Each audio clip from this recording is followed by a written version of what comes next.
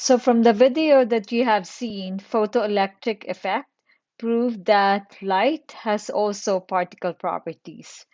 And so now we know that light has dual nature. It can exist both as a wave and as a particle. It all started by Maxwell Planck. He said that light existed as continuous waves, but that emission and absorption occurred in quantum chunks. What does that mean? He said that atoms, when they emit and absorb light, they do not do so in continuous waves, but they do so more of in terms of little chunks. And each chunk is considered quantum, or he calls it a fundamental unit. This is how quantum physics is born, right? So it's all started when they describe the amount of energy that is absorbed or emitted by atoms. However, on the other hand, Einstein went further, and from the photoelectric effect, he was able to prove that the light itself is composed of quanta. And when you say quanta, it means it's a particle of energy, and he has a special name for that. He called that quantum of light, of energy, as photon. So it might be confusing, but when you describe light as a particle, there's a special term that we use, and we call light a photon. So we refer to it in terms of photons, right? But when you say light, then you refer to that as more of a light wave. But photon is the quantum of light energy proposed by Einstein. What are the important things that we got from the photoelectric effect? So I'm just highlighting this. The first one is that the energy of a photon, again, when I say photon, it's the light particle. It does not depend on the intensity. Remember, they talk about brightness. Brightness, when you say brightness, it relates to intensity of light, right? So the energy has nothing to do with the brightness or intensity of light, but rather from the photoelectric effect, they were able to show that the energy depends on the frequency, right? Why frequency? Because this equation, EHF, the F is the frequency, and the H here is actually a Planck's constant. Yes, named after Maxwell Planck, right? So he was the one who established that energy of a photon or particle nature of light is proportional to the frequency. The higher the frequency, the higher is the energy. And it has nothing to do with the brightness. So again, if you remember when we look at the electromagnetic spectrum, right? We saw that shorter wavelength. Remember that equation? V is lambda frequency.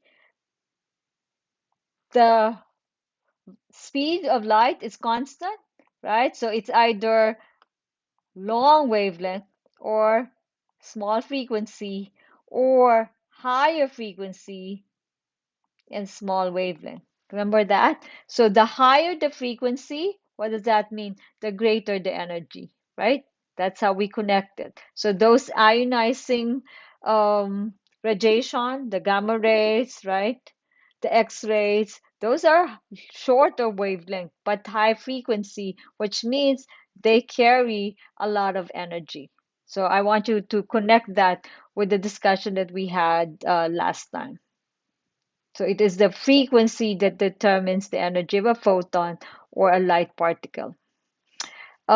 Just for equation purposes, right? I want you to take note that the value of the Planck's constant is 6.63 times 10 to the negative 34, and the J is joule, right? And that is a second. So it's not per second, but it's joule second, while F is the frequency. And again, we saw that from the video, the photoelectric effect suggests that light interacts with matter as a stream of particle-like photons, right? So Einstein came up with this, but it is a photoelectric effect that won him a Nobel Prize because he was able to prove that yes, light behaves like a particle. This is so Einstein found support for his quantum theory of light in the photoelectric effect, which earned him the Nobel Prize. We saw this in the video, right? We saw that different metals have different minimum energy required in order to emit the electrons. So imagine a solar cell, right? So you have light shining on it. It's the high frequency light that will allow you to emit the electrons rather than a low frequency light coming from a very bright source. So again, this is important. It is the high frequency light, right, that will eject electrons from a photosensitive metal surface. Even though you have a bright source, but if it's low frequency, no electrons will be emitted. So please take note of that. So the photoelectric effect, what are the concepts that I want you to learn? Again, the intensity of light does not matter. It is the frequency which determines the energy, and therefore the energy of the light, or the light that strikes the metal, will determine how much electrons, or will electrons be ejected. The other thing that I want to take note is there is a work function, right? So what is a work function? That is the energy that you need to overcome in order for the electron to be ejected from the metal, right? That is the minimum energy required to eject the electrons. So it's just saying that if I want to get 90 or an A in my class, I have to hit 90. That's the minimum, right? So if you don't get the minimum, you can never get A, right? You're not gonna get A. Same thing here. If you don't get the minimum energy, then you say electrons will not be emitted, right? So you have to meet the minimum energy or go beyond it in order for electrons to be emitted. Now, the energy of the electron, we're talking here a very small quantity. That's why it's called quantum, very small, right? In quantum world, we're looking at very small particles, such as electron. And so we have a special unit for energy. We call it electron volt, which is shortened for EV. So will high frequency light eject a greater number of electrons than low frequency light? What is the answer to that? The answer is not necessarily.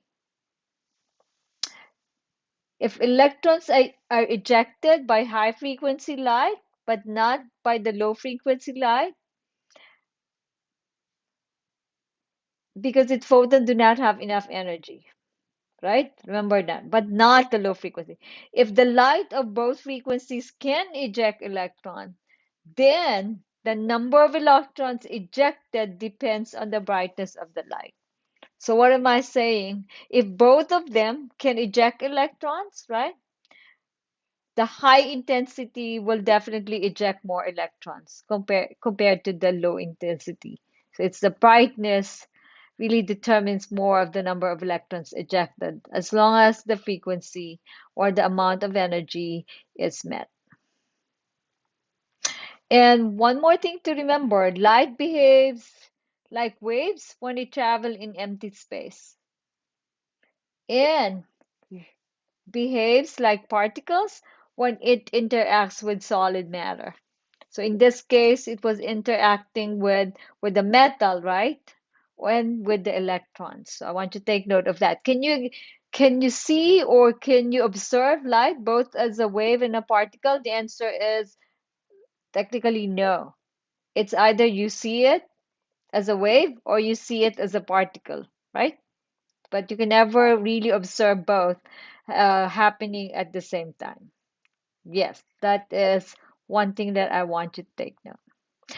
Now, if light, which is technically a wave, right, can behave like a particle, so the question to ask is it possible for matter, such as electrons, and I'm talking of small things here, to behave like wave as well? Well, there was a scientist who explored that, and his name was de Broglie. His French, I don't know if I'm saying it correctly, but it's Louis de Broglie. And his answer was actually won him a Nobel Prize. So, yes, electrons have also wave-like properties. I want to take note of that. Electron is a particle, but yet it has also wave-like properties. Okay, those are the things that I want you to think about when you're looking at the particle nature of light. I hope it's clear. You can always repeat this in order for you to remember all the important concepts that I have emphasized.